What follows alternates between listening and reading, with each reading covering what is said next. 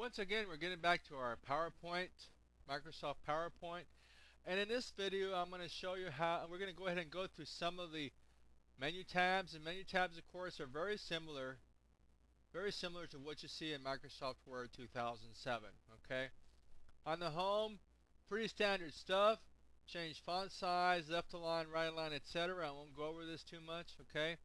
When you get to the design or to the insert tab, a lot of similarities to what you have here, where you want to insert content. As you can see, picture, clip art, photo album, etc., etc.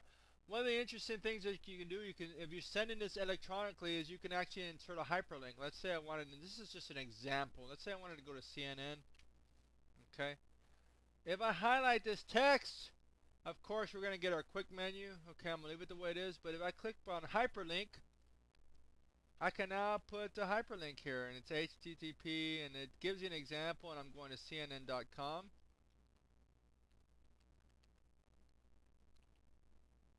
Okay, click OK, and now it's hyperlinked. So if you send this electronically, when somebody opens this up, they can actually click on it, and they actually can go to where CNN is as well.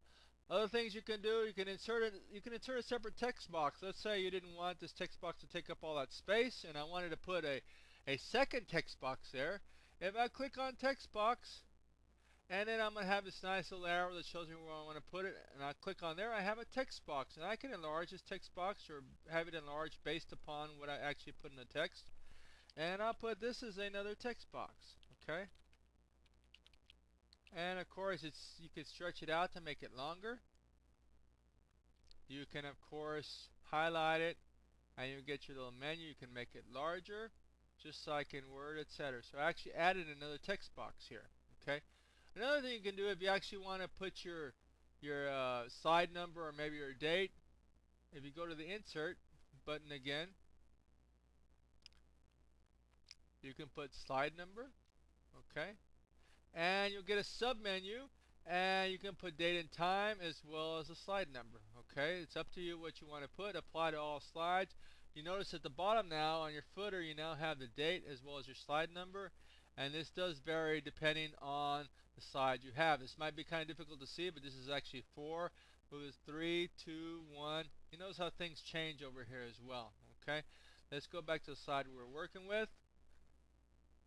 And you can actually, if you want to, you can insert a movie. If you have a movie from file or a movie from clip organizer, that's up to you.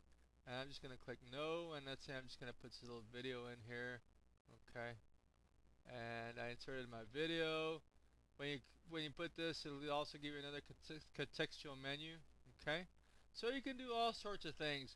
Also animations, because I don't want to go over too much time here because I only have 100 megabytes I can use. You can change your animations when you go from slide to slide. Okay. And you notice like my little animation is working down here that I put in there. Okay. You can also put sound if you want. You can play with this. It's up to you. Okay. And it gives you examples of it.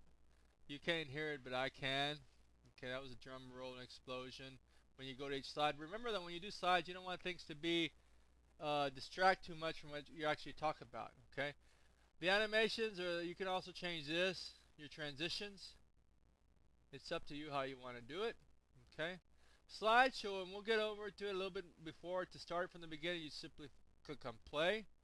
There goes your slideshow. You'll only see part of it because I'm only recording a portion of it. Okay.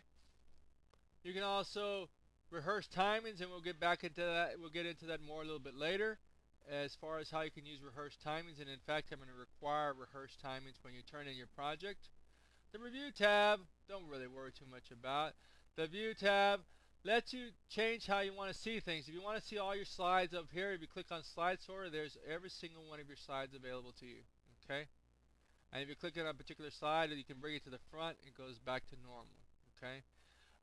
You want to have a handout master, or if you click on Handout Master, it'll actually put your slides here. Okay. And these are when you want to set gifts. When you want to give slides to people, you can give out handouts about what your slides look like. So there's all sorts of things you can do. That's up to you. You can get into that later. Most of the time, you're just going to use a standard view. Okay. You don't really have to get too complicated with that. Okay. So that's basically a quick look at the tabs. I'll try shortly to do another video on how to rehearse timings and a few other things as time permits.